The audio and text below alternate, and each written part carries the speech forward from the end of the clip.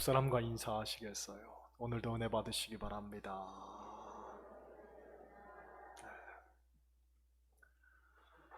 여러분, 좋은 교회에 대한 갈망은 그리스도인이라면 누구에게나 있을 겁니다. 특히나 내가 다니는 교회가 정말 좋은 교회이기를 바라는 마음은 우리 모두의 공통된 바람일 겁니다. 하지만 내가 다니는 교회를 정말 만족하며 다니는 교인은 그리 많지가 않다고 합니다. 근자에 만들어진 기독교 신조어 가운데 하나가 가나안 교인이지요.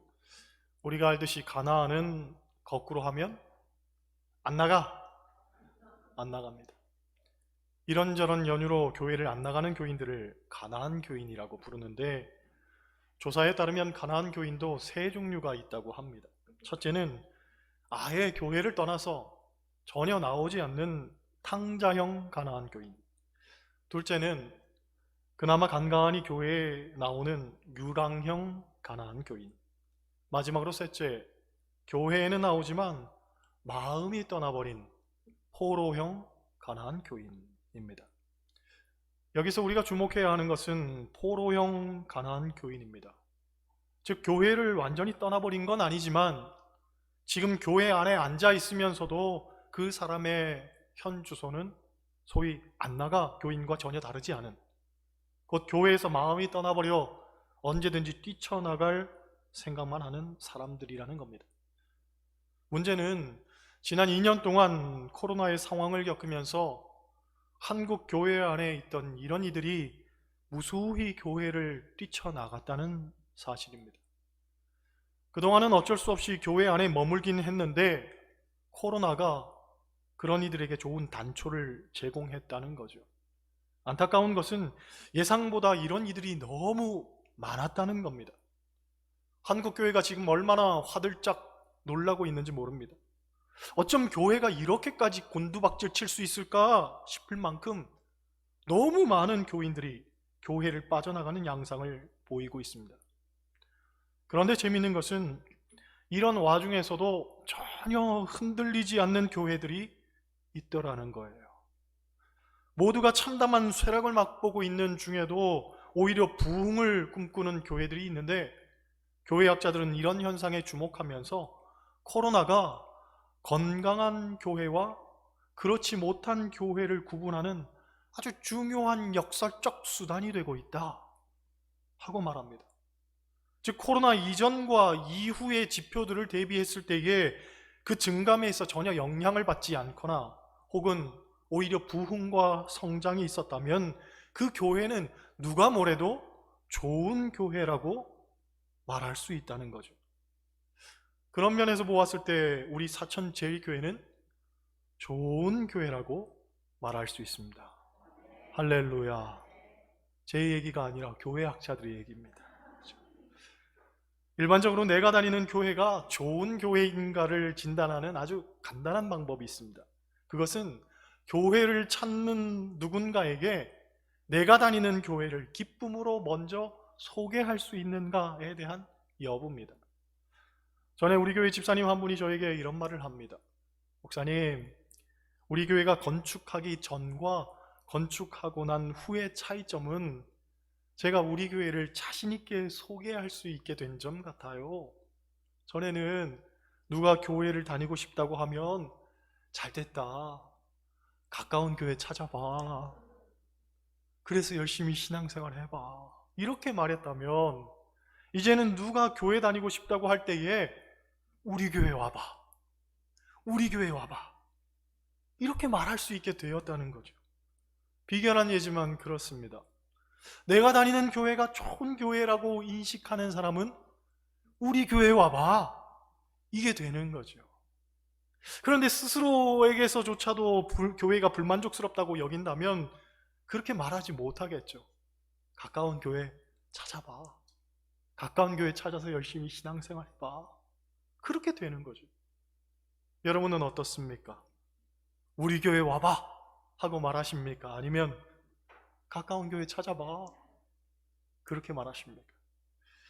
과거에는 교인들의 수평 이동에 대해서 짐짓 좋지 않게 생각할 때가 있었습니다. 왜냐하면 교회가 불신자를 구원하는 곳이 되어야지 남의 교회 교인이나 빼앗아 와서야 되겠는가 하는 생각 때문이었습니다. 그런데 오늘날에는 그 평가가 달라지고 있죠. 교인들의 의식과 수준이 높아지면서 좋은 교회에 대한 욕구가 생겨나게 되었고 자연스럽게 좋은 교회로의 발걸음이 옮겨지게 된 겁니다. 그래서 수평 이동이 집중되는 교회는 남다른 무언가가 있는 교회로 재평가받게 되었습니다. 사실 우리 교회는 수평 이동을 통해서 성장한 교회이기도 하지만 저는 그분들이 하나님께서 예비하셔서 우리에게 붙여주신 기도의 응답이요 믿음의 동력자라는 인식을 갖고 있습니다. 좋은 교회를 찾는 것은 시대적 요구일 뿐만 아니라 어쩌면 오늘날 교회가 당면한 사명으로 해석할 수도 있다는 거죠. 그러므로 과거 전통적 교회는 불신자를 구원하는 외연적 확장에 초점을 맞췄다면 오늘날 교회는 어떻게 하면 좋은 교회를 만들어갈 것인가, 그래서 어떻게 하면 사람들이 찾아오게 할 것인가에 대해서 더 고민해야 되는 거죠. 오늘 김영자 원사님 기도하셨는데 설교를 미리 보셨나 하는 생각이 들 정도로 오늘 설교의 내용이 바로 그겁니다. 소문나는 교회. 그렇죠? 그러면 그런 면에서 오늘 본문은 우리가 지향하는 좋은 교회에 대한 실마리를 제공해주는 말씀이라고 생각합니다. 본문에 나오는 초대교회는 교인들이 나가서 전도했다는 말이 없습니다. 본문 어디에도 전도에 대한 이야기는 없습니다. 다만 그들은 좋은 공동체를 만들기 위해서 노력할 뿐이었습니다. 그런데도 41절을 보면 신도의 수가 3,000이나 더하더라고 말하고 47절을 보면 구원받는 사람을 날마다 더하게 하시니라고 했습니다. 즉 교회가 엄청난 부흥성장을 경험했다는 거죠. 여러분 거듭 말씀드리지만 교인들 누구도 나가서 전도하지를 않았는데도 교회는 날마다 부흥성장했다는 거예요. 어떻게 그런 일이 가능할 수 있었느냐? 결국 그들은 좋은 교회를 만들었기 때문에 사람들이 밖에서부터 찾아온 거죠. 마치 자석처럼 사람들을 끌어당긴 겁니다. 그렇습니다. 초대교회는 나가는 전도가 아니라 찾아오는 전도를 통해서 부흥을 이끌어냈던 겁니다. 그렇다면 초대교회는 어떻게 사람들을 끌어당기는 힘이 있었는가? 몇 가지 핵심적인 것을 우리가 성경을 통해 살필 수 있습니다. 먼저 36절 보세요. 36절. 오늘 읽지는 않았지만 36절 같이 읽습니다. 그런즉 이스라엘 온 집은 확실히 알지니 너희가 십자가에 못 박은 이 예수를 하나님이 주와 그리스도가 되게 하셨느니라 하니라. 아멘. 곧 기독교 복음의 핵심은 예수가 그리스도라는 거죠. 예수가 그리스도다. 이것은 베드로의 입에서 나온 고백입니다. 우리가 알듯이 베드로는 실수도 많고 부족한 것도 많은 사람이었지만 중요한 신앙 고백은 다 그의 입을 통해서 나왔습니다. 주는 그리스도시요 살아계신 하나님의 아들이십니다. 베드로가 고백했잖아요. 그렇죠? 또 다른 이로서는 구원을 받을 수 없나니 천하 인간의 구원을 얻을 만한 다른 이름을 우리에게 주신 일이 없습니다. 이것도 베드로가 고백했습니다. 또 사도행전 3장 6절을 보면 베드로가 이런 고백도 합니다. 금과 은은 내게 없거니와 내게 있는 것으로 내게 주노니 곧 나사렛 예수 그리스도의 이름으로 일어나 걸으라. 할렐루야. 여러분 우리가 이상적으로 생각하는 이 사도행전적 교회는 은과 금은 없었습니다. 그러나 그들에게는 예수가 있었습니다. 예수가 있어서 힘이 있었습니다.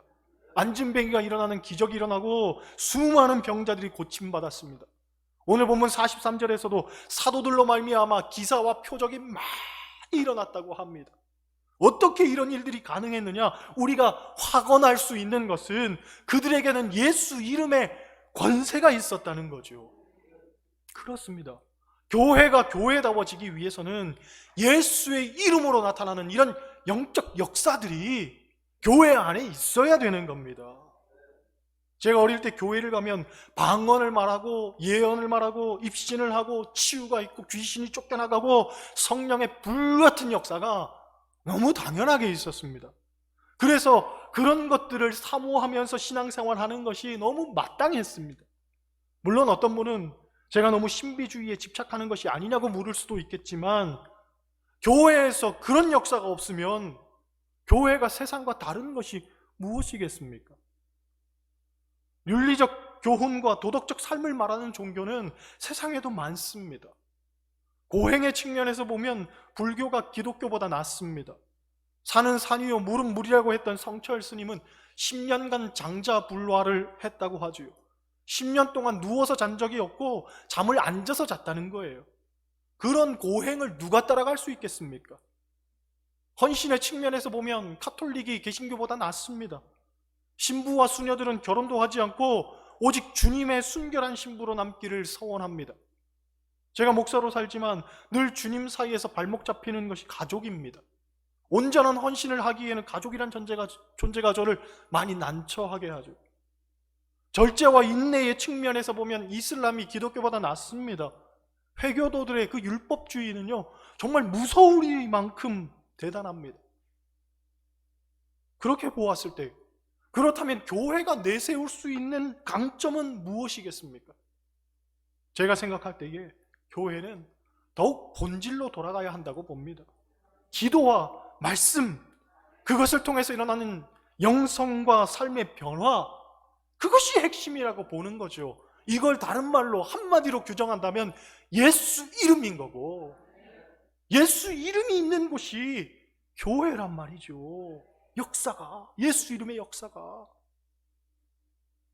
교회가 쇠퇴일로를 겪으면서 교회들마다 대안적 프로그램들이 많이 등장을 했었습니다. 그런데 다 실패했습니다. 왜냐하면 본질이 없이 그저 형식적 방법에만 집착했기 때문입니다. 그래서 대형 교회들은 시스템으로 굴러간다고 했지만 알고 봤더니 그 시스템 속에서 교인들은 피로를 느끼고 고갈되어 갔으며 결국은 탈진을 극복하지 못하고 있었던 거죠. 그걸 간과하고 있다가 코로나가 터졌더니 다들 도망치듯 떠나버린 거예요.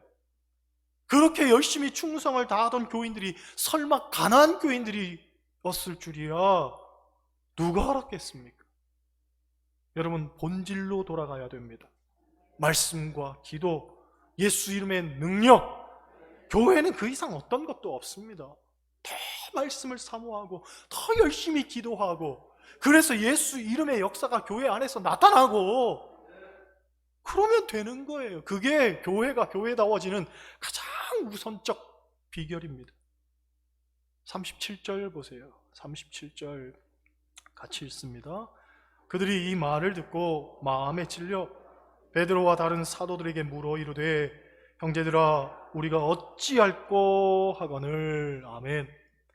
베드로의 설교를 듣고 수많은 사람들이 회개하며 어찌할꼬 하고 말했다고 합니다. 여기서 어찌할꼬라는 말 속에는 두 가지 의미가 담겨 있죠. 하나는 내가 잘못 살았구나, 어떻게 하면 좋을까 하는 자조의 의미와, 또 하나 내가 어떻게 행할지 가르쳐 주십시오, 내가 그 말을 따르겠습니다 하는 결단이 있습니다. 곧 회개는 두 가지가 동시에 담겨야 된다는 거죠. 자조와 결단입니다. 기실 한자로 회개는 후회할 회와 고칠 개가 합쳐져 있는 단어죠. 즉 그리스도인은 후회로만 그쳐서는 안 되고 고쳐야 된다는 거예요. 새롭게 바뀌어야 된다는 거죠. 말도 바뀌고 행동도 바뀌고 인격도 바뀌고 삶의 지향점도 바뀌어야 된다는 거예요. 그리스도 안에서 바뀌는 것이 진정한 회개입니다. 어떤 신학자 한 분이 한국에서 그래도 이름난 교회들을 매주 다니면서 주일과 수요 예배를 드리며 6개월 동안 연구를 했는데, 성경 말씀 가지고 설교하면서 정말 십자가의 복음을 전하는 강단은 10%도 안 되더라는 거예요. 대부분 십자가 없는 축복을 말하고 성경 본문과는 전혀 다른 이야기만 하고 주로 정치 이야기, 사회 이야기, 신문 보고 하는 이야기, 심리학자와 의사들 하는 이야기 등등 가지고 설교하는 강단이 대부분이더라는 거예요. 도대체 왜 그럴까를 다시 연구해 보았더니 교인들이 십자가 이야기하는 걸 싫어하더라는 거죠. 설교자의 문제도 있지만 회중들이 싫어하더라는 거예요. 교인들이 십자가 이야기를. 여러분, 십자가는 무엇입니까? 한마디로 말해 나는 죽는 겁니다. 나는 죽고 예수로 살아야 하는데 죽는 게 싫다는 거예요. 고치기 싫다는 거예요. 변화되기 싫다는 거예요. 그냥 지금 이 모습 그대로 속에서 하나님 주시는 복만 누리고 살고 싶다는 거예요. 그래서 매양 말씀을 들어도 축복, 축복, 축복 설교만 해주기를 기대한다는 거죠. 이게 오늘날 그리스도인들의 현주소라는 겁니다. 여러분 생각해 보세요. 전혀 변화되지 못한 그리스도인들을 보며 누가 교회를 가고 싶고 누가 하나님 믿고 싶은 생각이 들겠습니까? 교회는 자고로 변화된 이들의 공동체가 되어야 합니다. 그래서 누구든지 교회에 와서는 어찌할꼬 하며 가슴을 치는 역사가 나타나야 됩니다. 그래야 교회에 오고 싶은 거죠. 그래야 교회가 부흥되는 거죠. 42절 보세요. 42절 같이 읽습니다. 그들이 사도의 가르침을 받아 서로 교제하고 떡을 떼며 오로지 기도하기를 힘쓰니라. 아멘. 본문을 보면 세 가지를 말합니다. 교제하고 떡을 떼며 기도하더라. 곧 좋은 교회는 떡을 떼고 교제하고 기도하는 것을 잘 해야 됩니다. 44절 이하를 보면 교제하고 떡을 떼며 기도하는 것들을 어떻게 했는지에 대해서 구체적으로 상세히 설명하고 있는데, 여기서 우리가 간과하지 말아야 되는 것이 뭐냐면 42절에서 먼저 무엇을 이야기하냐면 그들이 사도들의 가르침을 받아. 이게 대전제라는 거예요. 그들이 사도들의 가르침을 받아서 교제하고 떡을 떼고 기도했다는 거죠. 그렇습니다. 신앙생활은 사도들의 가르침, 곧 말씀을 먼저 배우는 것이 먼저입니다. 말씀이라는 토대 위에 다른 것들이 쌓여져 가야 되는 거예요. 말씀이 밑바탕이 돼야 되는 거예요. 그래야 교제도 제대로 할 수 있고 떡을 떼는 것도 제대로 할 수 있고 기도도 제대로 할 수 있는 거죠. 생각해보면 말씀이 없는 교제는 자칫 상처투성이로 남을 수 있습니다. 왜냐? 여러분, 세상에서의 교제는 얼마든지 이익을 따라 이합집산이 가능하잖아요. 오늘에는 이 편에 서 있다가도 내일에는 저 편에 서 있을 수도 있고, 그러다가 서로 마음에 안 들면 안 만나면 그만인 거예요. 안 보면 그만인 거예요. 그런데 교회 안에서의 교제는 그런 게 아니잖아요. 서로 합력하여서 선을 이루는 과정이고, 교회 안에서의 교제는 서로 그리스도의 인격을 닮아가기 위한 노력의 과정이란 말이죠. 사람과 사람 사이의 이 교제 속에는 의견이 충돌될 때도 있고 서로 다른 것들에 대한 부대낌이 생겨날 수가 있습니다. 필연적으로 그런 것들이 생겨나죠. 문제는 그렇다고 안 만날 수 있는 것 아니잖아요. 그렇죠? 교회 안에서 어쨌든 관계를 맺어야 된단 말이죠. 죽으나 사나 만나야 되는 거예요. 그렇게 만나려면 무엇이 필요합니까? 어쩔 수 없이 희생과 헌신이 서로 간에 감내되어야 되는 거죠. 문제는 이것이 사람의 힘으로 되는 게 아니라는 거예요. 사람의 성품과 인격은 늘 모자라기 마련입니다. 누구나 다 그렇죠. 아무리 한편에서 양보를 해도 늘 서로에게 충분하게 느껴지지는 않는 거예요. 그렇기 때문에 우리에게는 무엇이 필요하냐면 말씀이 필요한 거예요. 말씀을 통해서 끊임없이 우리의 성품과 인격을 다듬으면서 서로 만나고 이해하고 용납하는 관계로 교제해야 되는 거죠. 말씀 안에 교제해야 되는 거예요. 떡을 떼는 것도 그렇습니다. 순전한 마음으로 떡을 떼야 되겠지만 얼마든지 교만으로 또는 허영으로 할 수 있습니다.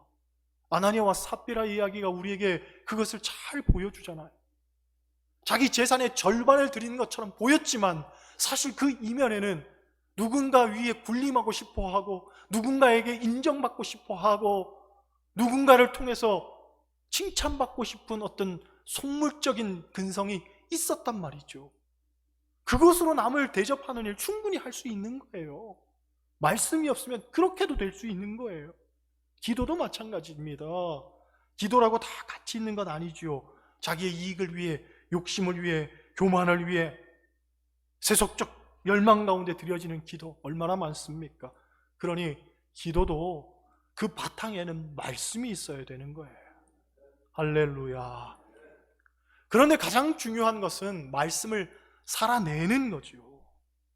말씀은 마냥 많이 듣는다고 능사는 아닙니다.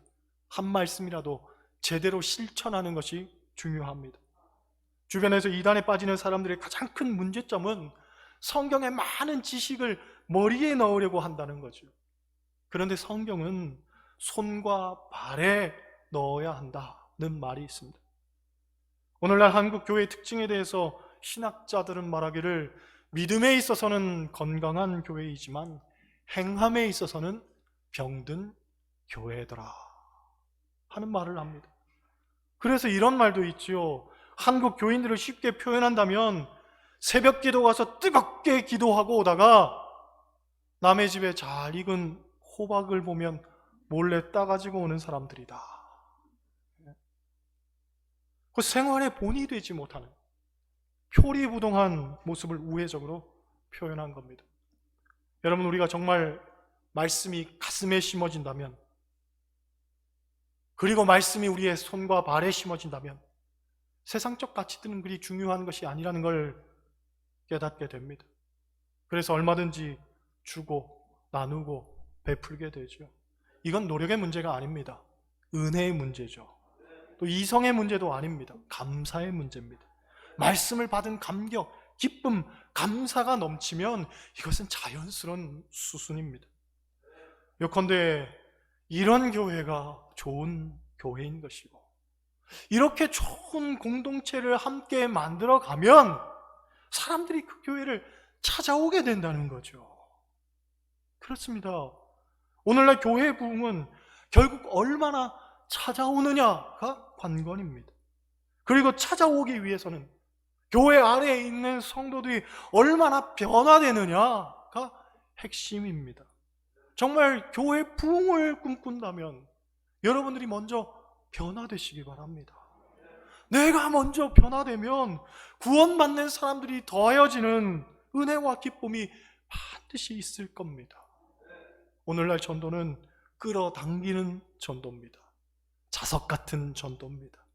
우리 사천 제2교회 모든 성도들 변화되어 좋은 교회, 좋은 공동체를 만들어서 우리 권사님 말씀처럼 구석구석 우리 교회에 대한 좋은 소문이 꼬리에 꼬리를 물어서 정말 좋은 교회를 찾는 이들에게 아주 귀한 대안이 되고, 그래서 많은 사람들을 전도할 수 있게 되기를 주님의 이름으로 간절히 축원합니다.